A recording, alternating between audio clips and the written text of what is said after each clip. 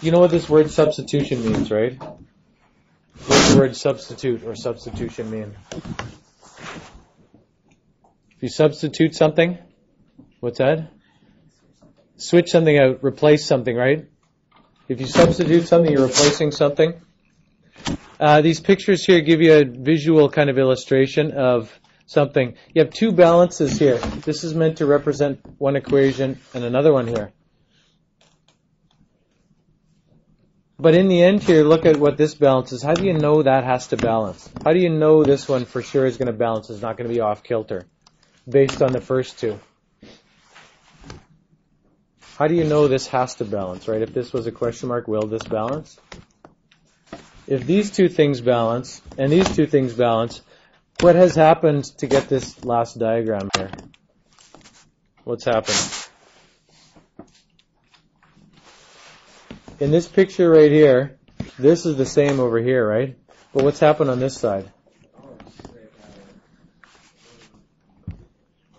This picture is like you took this first one, like you took this one and made some changes to it.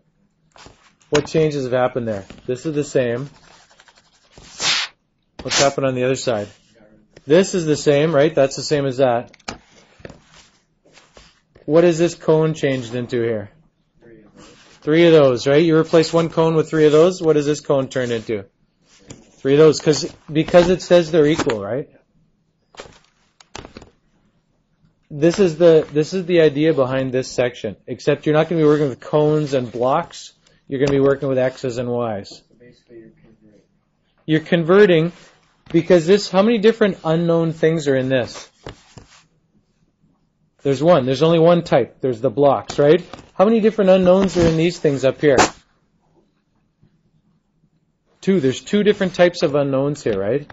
There's cones and blocks, and you don't know how much each one is. Substitution involves taking two equations and combining them somehow by making a replacement. You take what one tells you and you make a replacement in the other diagram or in the other equation so that you eliminate one of the variables. Okay? That's what this method is all about. Okay? If I was to go ahead here a little bit, we're going to look at how this is set up. This is set up so that you can more or less work through this without having a lot of direct instruction from the teacher, right? This talks about doing substitution here. These are not in the textbooks. You don't have something to follow for the textbook, but you're basically going to take the two equations and do a substitution. Substitution method involves substituting or replacing one of the variables using the other equation. Okay? Since this thing says, here you have two equations. You have one that says 2x plus y equals 45, but the other one says a y is equal to 3x's here. You see this says y is equal to 3x's? This is like saying one cone is equal to 3 blocks. Or it's like saying $1 is equal to 4 25-cent coins, right? $1 coin equal to 4 25-cents. If you have $1, you can replace it with 4 25-cent coins, right? They're equivalent. They're the same as each other. You can make that change, right? This is the same thing here. If I was to take this equation here that says 2x plus y equals 45, I don't like this because it has two variables. In grade 8, can you solve an equation in grade 8 that has two variables? Grade 8, how many variables are in your equations all the time? Just one, right? So grade 8s are unhappy. Here's an unhappy grade 8. Okay? But now that you're in grade 10, you know how to make change for them. If you know another fact here that y is equal to 3x's, what could you do for this poor little grade 8 here? Instead of this y, what could you change it to? You see where it says a y? What could you change it to? You can make change for the grade 8. What do you change it to here? 3x, right?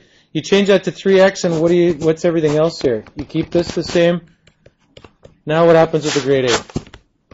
I don't know why it's a grade 8 by the time. They get larger, and they also have a hole in their head. We would have fixed that. And but what else? No, their eyes are too far apart, and they sort of look like a pumpkin. But they're happy at least. Why are you happy at this point but not at the first point? Two variables, not good, can't solve it. One variable, what can you do with it? You can solve it. Because you could say 2x plus 3x is 5x. If 5x is 45, x is 9. You find the variables one at a time in this method. Okay, you find the variables one at a time this way. Once you found one of them, you can go back and find the other one. Okay, if you want to find the other one now, you can just go back and say, hey, I know that y is equal to 3 times x, so it's 3 times, I know it's 9 now, so it's 27. So what's the solution? If there was a nice answer box down here, what's the solution? You could write it as an ordered pair, 9, 27, or you could say x equals 9, y equals 27. You could check it by graphing, you could check it by substitution. Substitution involves making some kind of replacement to eliminate a variable. Okay? Replace one of the variables here. That's the key. So that you only have one variable. We're obviously going to come back to that next time, but I'm going to ask you to just kind of get going on it. And you're going to use the hints that are here to work through it, okay? These next couple sections are set up so you can almost do it without much in the way of direct instruction.